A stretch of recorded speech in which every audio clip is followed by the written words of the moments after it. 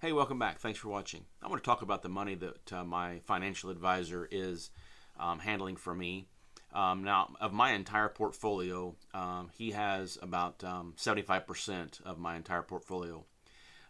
What he doesn't necessarily have is what I have in my 401k, and that money that is in my 401k, I am using from now until I'm 59 and a half to to pay my bills, and that's the money that I'm using to get me to 59 and a half. So the money that he has, I'm not, unless there's some kind of emergency or some big expense that comes up, I don't have any intent of touching any of that money that he has in his control. And that kind of seems creepy because he really, I'm in control, but he's got it invested for me. I'll put it that way.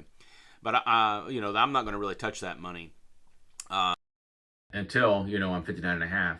Now, as part of the money that he has, half of that money is in my 5-year annuity that I purchased when I first got my lump sum of my pension. And so while he does get a percentage fee for managing the money that I've handed to him, essentially I'm not paying any fee on that annuity. And so essentially he's charging me a fee for half of the money that he actually has been given to manage for me. And so, but there's no fee on the annuity. Now, the annuity, it should provide enough money, plus especially with my wife's Social Security that we're going to probably take when she's 65. That should get me through until I'm about 67 or so. And again, just our basic expenses, no big purchases or anything. Now, again, I'm thinking that there are going to be some big expenses coming up between now and the time that annuity is finished and spent out. But by then, hopefully, our investments that we have will have grown, and I can use them at will. But as of now, as I sit here and record this in December of 2024, our intentions are not to touch that money for any kind of normal monthly expenses or anything. So that's all invested in the market to grow. But he does charge a fee to manage that. And I know that there's a lot of strong opinions about whether I should have an advisor or not. But one of the things that I pay the advisor for is to watch out for me doing anything emotional, because I think I probably would overreact to situations. I probably may take on a little more risk than what I really want.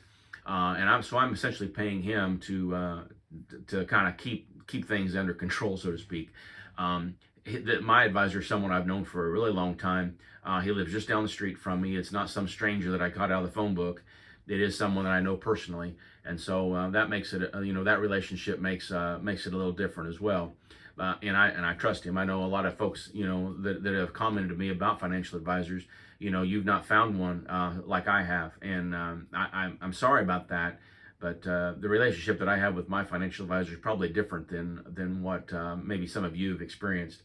But so just to kind of go back to the intent of the video, so he has about 75% of my money, but half of that is in that annuity that I'm not paying any fees on. And it's built into the return that I'm getting. And again, that's set at 5.25%, and I got that in August, so it's going to pay 5.25%.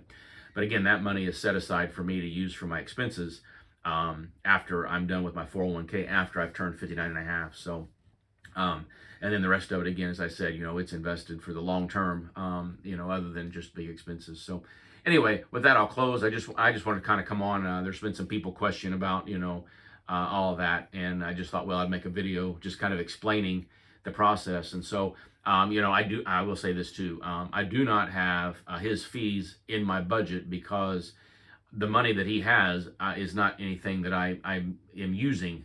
And so whether it's there, whether he takes it out, it's not something I'm paying on a monthly or yearly basis out of the cash bucket that we have set aside.